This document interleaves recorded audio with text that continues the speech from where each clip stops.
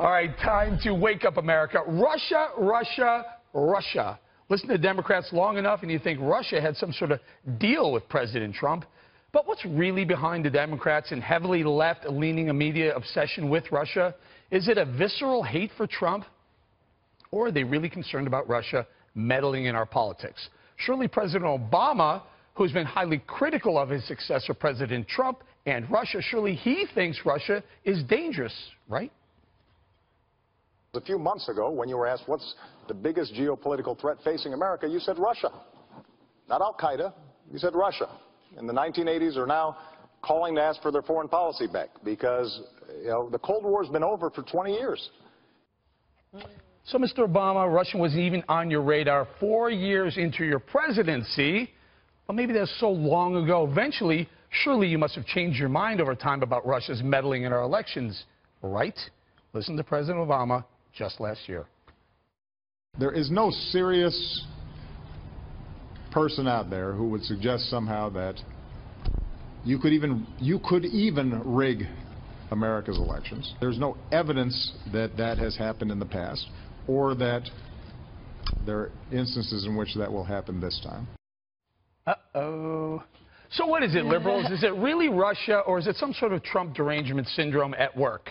CNN had to retract a story claiming Trump transition team member Anthony Scaramucci was colluding with the Russians.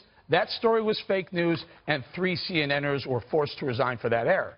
Maybe there's a rush to Russia, a Russia to judgment, so to speak. Whatever's motivating the left's enamourment with the Russia story, it must be really important. Well, unfortunately for my good friend, the very liberal Van Jones just got caught on camera declaring Russia a, quote, nothing burger. Now, Van, I couldn't agree with you more on this one. Clearly a nothing burger. Right, Eb? I was going to say, I was like over here Googling. I want to make sure I quote Van Jones correctly, and you beat me to it. Seriously, I think even some of the most democratic far-left people are having Russia fatigue.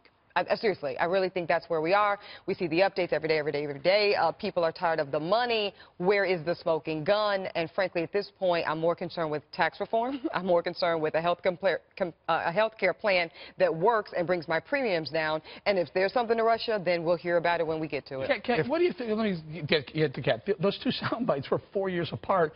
One 4 years into President Obama's presidency and one at the very end of his presidency. Right. Claiming both times, nothing to see here on Russia. Right. Democrats only care about potential hacking when it has maybe political implications, not about how it affects the country. This whole thing is just so emblematic of what's going on in this country right now with the hyper-partisanship.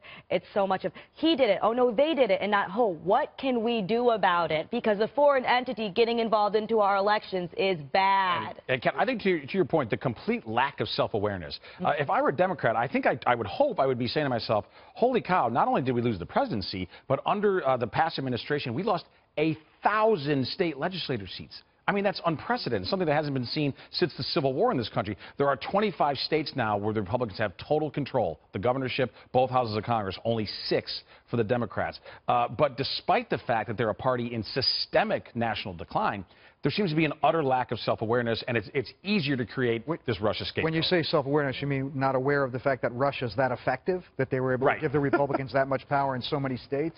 I mean, it's the thing that's really ridiculous about this is that if anybody has to worry about collusion, it's the Democrats right now. Loretta Lynch, as the Attorney General, meeting with targets of investigations, including Bill Clinton. The fact that the head of the FBI, James Comey, has to tank a case because he knows that there's no prosecution possible across the street at the Department of Justice. Right. Those are things internally that are very scary. I want to circle back to something you said, Stephen. This is some hard truth that many in the Democratic Party are not going to want to hear, but it's the truth nonetheless. They lost state legislature seats. They lost governors. They lost House seats, senator seats. People liked Barack Obama. They liked Barack Obama. They didn't necessarily like the policies, didn't necessarily like the party. And actually, President Obama was on record as saying that he was not really concerned with the growth and survival of the party. He was concerned with his presidency. So now the Democrats have to realize Barack Obama is gone and he's not coming back.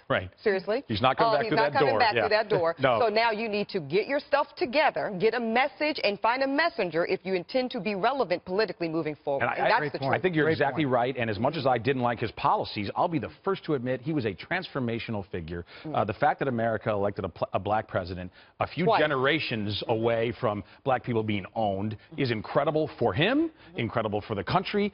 His charisma, his political skills were absolutely stellar. I'll be the first to concede that. But he's done. He's done. He's done. And what are they left with now? They're left with a bunch of cranky old people who don't care about growth in this country.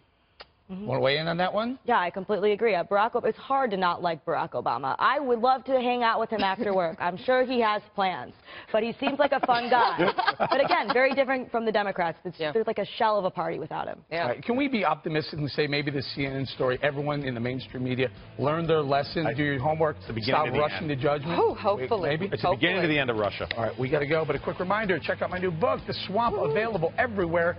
It's popping back and forth between number 2 and number 3 on Amazon's bestseller list. Very, very happy about that. And a huge, huge thank you to everyone who helped achieve that early success. Thank you. And